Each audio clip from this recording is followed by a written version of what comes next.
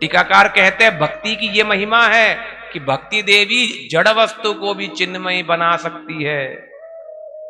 जैसे लोहे को आप ताप में दोगे, लोहा भी धीरे धीरे क्या हो जाता है, वो चिंगारी की भांति वैसा ही रूप ले लेता है।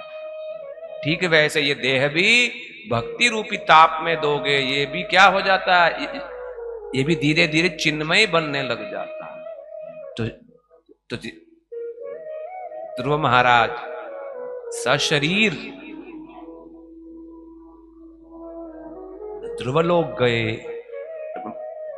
मतांतर में वैकुंठ लोक गए। बोलो श्री ध्रुव महाराज की जय। तो इसलिए मांगना भी है। किससे मांगना है? विष्णु से, कृष्ण से मांगो। आपकी बीमारी को साफ करके वो धीरे धीरे उनके पास बुला लेंगे। और देवी देवताओं से मांगना कैसा है? दुकान में जाकर के विष मांगने की भांति है, प्रिस्क्रिप्शन दे के भले वो विष दे देंगे कि तो ख्याल नहीं करेंगे, उसे कहा के मरोगे जियोगे, वो ख्याल नहीं करेंगे। यही है देवी देवताओं से मांगना। हाँ, यदि देवी देवताओं से मांगने का मन है, मांगो। क्या मांगो? ये मांगो कि मुझे कृष्ण में भक्ति हो, जो आपके भी जो प्रभु हैं उन प्रभु के साथ मेरा संबंध हो, ये मांगो। जाना कोई मना नहीं है, जाओ, किंतु जाकर के ये मांगो कि मुझे आपके प्रभु स्वामी के साथ संबंध हो, आपके प्रभु के चरणों में भक्ति हो, जैसा आप लोगों की भक्ति है। ये मांगो, खूब मांगो। किंतु सांसारिक चीजें मत मांगो, क्योंकि वो ज्यादा नहीं दे सकते हैं। आपके प्रारब्ध में जितना उतना ही, इससे ज्यादा नहीं दे ही नहीं सकते, संभव ही नहीं। और वो भी कैसे दे सकते हैं? कृष्ण से सैंक्शन होगा, फाइल जाएगा वहां कृष्ण के पास, वो सैंक्शन देंगे तब देवता दे सकते, अन्यथा नहीं।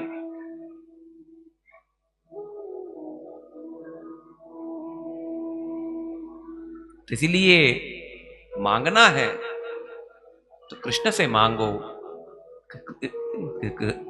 कृष्ण देते भी हैं तो चप्पड़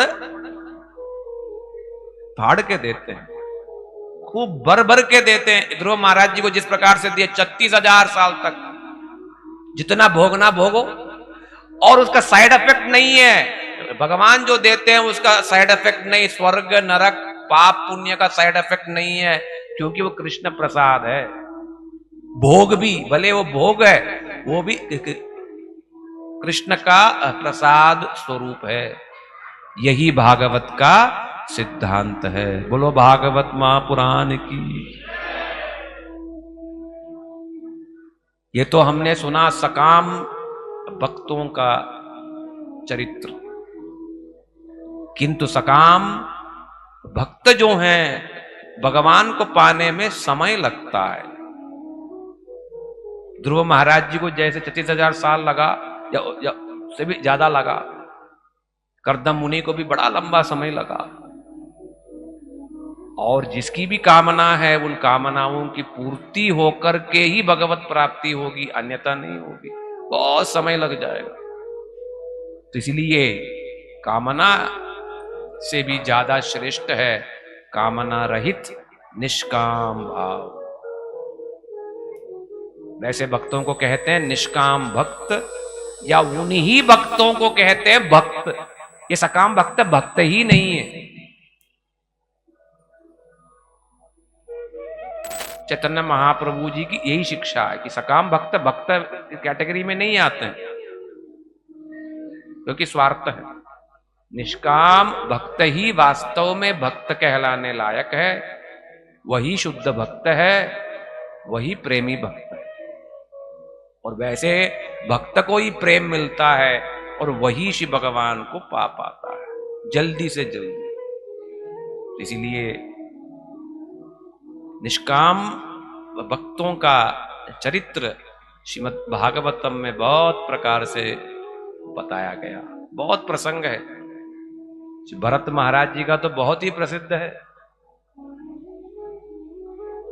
फिर उसके बाद चित्रकेतु या वृत्रासुर का प्रसंग है, प्रहलाद जी का प्रसंग है, और ये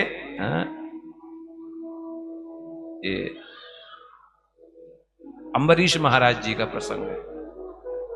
ऐसे ऐसे न जाने कितने भक्तों का प्रसंग है।